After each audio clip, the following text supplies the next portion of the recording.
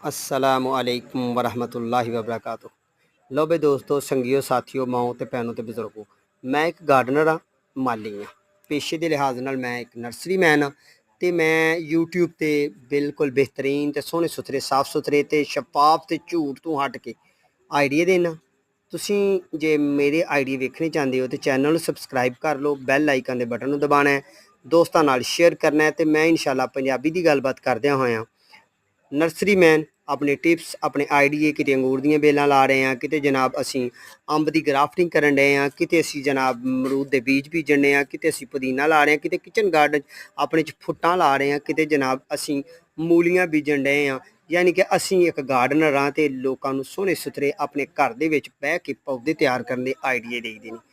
बेहद शुक्रिया जनाब तुहाडा, साडे वास्ते तुसीं टाइम कड्ढ लिया। अल्लाह तुहानूं शाद रखे ते आबाद रखे। अस्सलामु अलैकुम वरहमतुल्लाह।